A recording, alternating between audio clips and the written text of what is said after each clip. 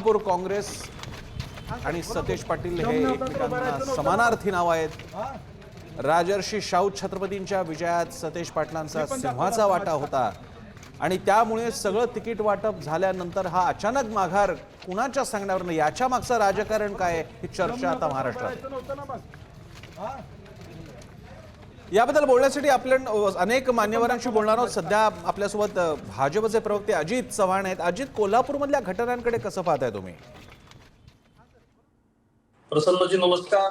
नमस्कार। या साधारणतः संपूर्ण आजचा दिवस हा अतिशय धावपळीचा होता आणि काही तासांपूर्वी बऱ्यापैकी महायुतीच्या बाबतीत जर बोलायचं झालं तर आम्ही अतिशय दिग्गज मंडळींना आमच्या माघार घ्यायला लावली। श्रीगोंद्यामध्ये फक्त आमचाही विश्वासघात झालाय अशी भावना माझी आहे, परंतु कोल्हापूरच्या बाबतीत आपण प्रश्न मला विचारलात, हो, ही परिस्थिती कोल्हापूरची कॅमेऱ्यात कैद झाली म्हणून समोर आली। बरं, महाविकास आघाडीमध्ये अंतर्गत बेबनाव सतेज पाटील राज्यात मोठे होतील हो, म्हणून काँग्रेसमधल्याच काही शक्तींनी सतेज पाटलांच्या खच्चीकरणाकरता पक्षांतर्गत कशा पद्धतीचा हा व्यूह रचला आणि मधुरिमा राजेंनी माघार घेतली। खरं तर मधुरिमा राजेंना त्यांच्या वडिलांकडून, म्हणजे आमचे मित्र मार्गदर्शक आणि माझे आमचे अतिशय जवळचे नातलग होते दिग्विजय खांडेकर साहेबांची राजकारणाची मोठी परंपरा आहे, छत्रपती घराण्याचा आता वारसा आहे। असं सगळं असताना सतेज पाटलांनी त्यांच्या करता पूर्ण प्रतिष्ठापणाला लावली आणि एक प्रकारचा विश्वासघात सतेज पाटलांच्या पदरी आला। ही म्हणजे मी तुम्हाला सांगतो की गट आहे आमच्याकडे, आम्ही भारतीय जनता पार्टी म्हणून, महायुती म्हणून अतिशय शिस्तबद्ध पद्धतीनं आज माघारीच्या दिवशी सुद्धा आपण बघितलं असेल आमच्या विद्यमान आमदारांनी सुद्धा ज्यांना तिकीट नाही दिलं, त्यांनी बंडखोरी केली होती पालघरमध्ये डॉक्टर घोडांना आम्ही माघार घ्यायला लावली आणि त्यांनी ती घेतली। पण आपण जर बघितलं तर इथे गट तट आहेत आणि ती काँग्रेसची संस्कृती आहे। महाविकास आघाडीमध्ये जे पक्ष आहेत त्यांच्यामध्ये प्रत्येक जण अजित फक्त अपडेटसाठी आपल्या कोल्हापूरच्या रिपोर्टरकडे मी जातोय, तुम्ही आमच्यासोबत राहा। शेखर, आमचे शेखर पाटील आमचे प्रतिनिधी आपल्यासोबत आहेत। शेखर, कोल्हापूरमध्ये काय चाललंय? सतेज पाटील आणि ज्या राजर्षी शाहू छत्रपतींच्याही विजयात त्यांचा मोठा वाटा होता, थेट म्हणजे सतेज पाटील आणि छत्रपती दोघांमध्ये थेट बाचाबाची सारखी सदृश परिस्थिती पाहायला मिळते। काय चाललंय नेमकं?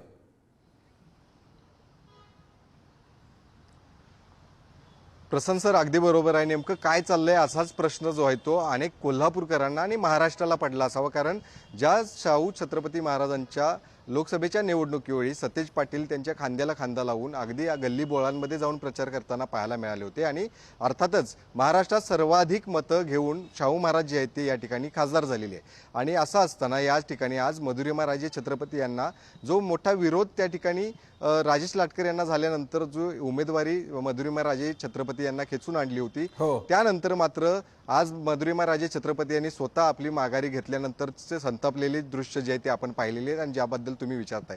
खरं तर सतेज पाटील अशा पद्धतीचं ॲग्रेसिव्ह कधीच पाहायला मिळालेलं नाहीत, कायम संयमी म्हणून त्यांच्याकडे पाहिलं जातं। नेहमीच सावध भूमिका, सावध प्रतिक्रिया देताना सतेज पाटील यापूर्वी देखील पाहायला मिळाले होते, मात्र आज त्यांचा या ठिकाणी राग अनावर झाल्याचं चित्र पाहायला मिळालं होतं। जर आपल्यामध्ये हिंमत नव्हती तर या ठिकाणी निवडणुकीला उभारला का, अशा पद्धतीचा सवाल जो आहे तो कार्यकर्त्यांना, मालोजीराजे छत्रपतींच्या कार्यकर्त्यांना त्यांनी केला। तर आतमध्ये आपण पाहतोय दृश्य जी शाहू महाराजांना देखील त्यांनी थेट या पद्धतीने म्हटले की मला तुम्ही विश्वासघात केला, विश्वासघात सारखी परिस्थिती आहे, हे बरोबर नाही, अशा पद्धतीचं थेट ठणकावून सांगताना देखील सतेज पाटील पाहायला मिळाले। त्यामुळे निश्चितच एकीकडे नेमकं काय चाललंय असाच प्रश्न जो आहे तो कोल्हापूरसह महाराष्ट्रातल्या अनेक लोकांना पडलेला असणार आहे।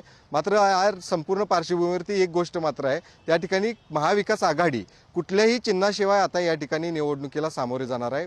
निवडणुकीला सामोरे जाणार अर्थातच राजेश लाटकर यांची उमेदवारी त्या ठिकाणी डावलून मधुरिमा राजे छत्रपती यांना त्या ठिकाणी उमेदवारी दिली होती, मात्र राजेश लाटकर ज्यांना सुरुवातीला उमेदवारी जी आहे ती जाहीर झाली होती, ते राजेश लाटकर कुठल्याही परिस्थितीत आपण ही निवडणूक लढवणार यावरती शेवटपर्यंत ठाम राहिले। आज लास्टच्या 3 वाजेपर्यंतची उमेदवारी अर्ज मागे घेण्याची वेळ होती, मात्र शेवटपर्यंत राजेश लाटकर नॉट रिचेबलच राहिले। शेवटपर्यंत आपण ही निवडणूक लढवणार यावरती ठाम राहिले। राजेश लाटकर गेल्या अनेक वर्षांपासून कोल्हापूर महानगरपालिकेवरती त्यांचं राजकारण आपण पाहिलेलं आहे, नगरसेवक म्हणून त्यांनी काम देखील केलेलं आहे। मात्र त्यांच्या कार्यकर्त्यांकडून जो जोर धरला होता की आपण कुठल्या पद्धतीनं या उमेदवारी जे अर्ज दाखल केले तो माघारी घेऊन आणि त्यांनी शेवट शेवटपर्यंत शेखर- ते आपल्या भूमिकेवरती ठाम शेखर, राहिल्याचं एक पाहायला प्रश्न मिळतं. इकडे त्यामुळे सगळ्यांच्या निश्चितच मनात असणार, राजेश तुमच्याही लाटकर हे मनात आता या ठिकाणी असणार. अपक्ष म्हणून प्रश्न या असा आहे निवडणुकीत- शेखर प्रश्न असा आहे की असं काय घडलंय पडद्यामागे की निवडणुकीच्या शेवटच्या अर्जाच्या दिवशी अर्ज मागे घेतला जातोय, हे इतक्या शेवटच्या ऐनवेळी की जणू काही काँग्रेसचा वेगळा उमेदवार देता येणार नाही,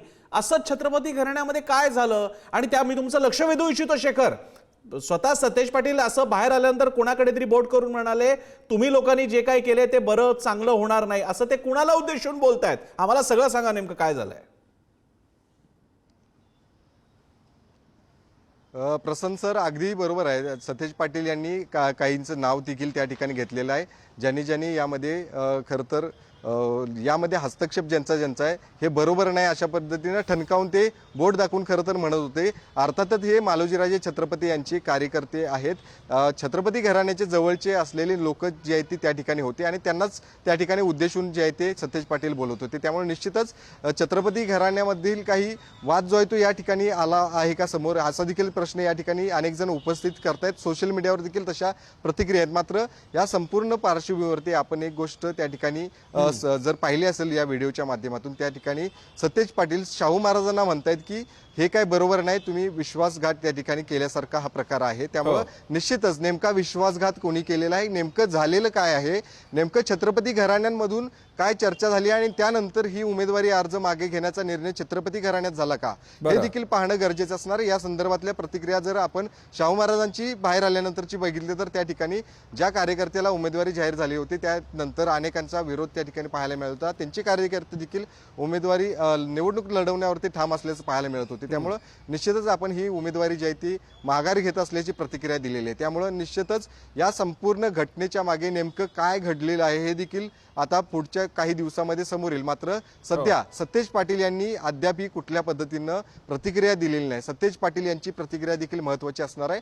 ते नेमकं काय बोलणार आहेत, या संपूर्ण घडामोडींवरती कशा पद्धतीनं या हालचाली ज्या झालेल्या आहेत आणि नेमकं काय घडलं ते आता सतेज पाटीलच यामध्ये अधिक चांगल्या पद्धतीने सांगतील अशी अपेक्षा आहे.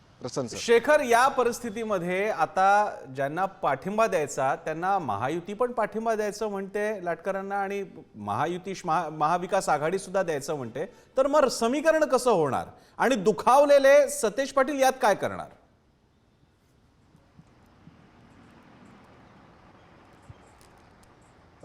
तुम्हाला करेक्ट करतो, राजेश लाटकर जे आहे ते अपक्ष म्हणून त्या ठिकाणी निवडणूक लढवत आहेत.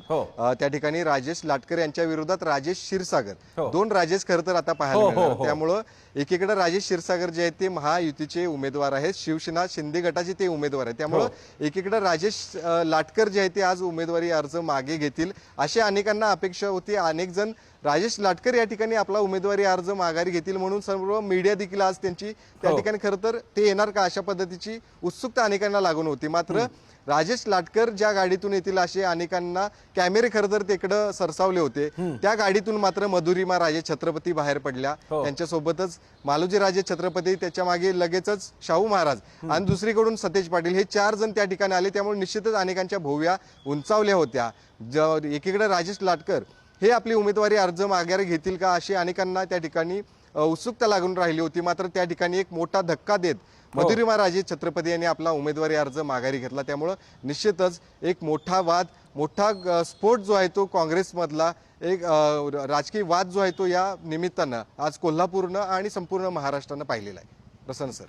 शेखर, या पार्श्वभूमीवरती सतेज पाटलांचं आता नेमकं म्हणजे असं होणं, छत्रपतींच्या मध्ये आणि सतेज पाटलांमध्ये हा वाद होणं हे यापूर्वी कधी घडलं नव्हतं. तो जाहीररित्या होणं हे तर त्याहून घडलं नव्हतं. आणि अशी कृती होणं म्हणजे काँग्रेसच्या अंतर्गत काही वेगळं चाललंय का? संभाजीराजे छत्रपती या सगळ्या विषयाबाबतीत त्यांची काही प्रतिक्रिया मिळू शकली आहे का? आणि सगळ्यात महत्त्वाचं म्हणजे ज्यांच्या विजयात सतेज पाटलांचा सिंहाचा वाटा होता त्या छत्रपती शाहू महाराजांचं याबद्दल काय म्हणणं आहे?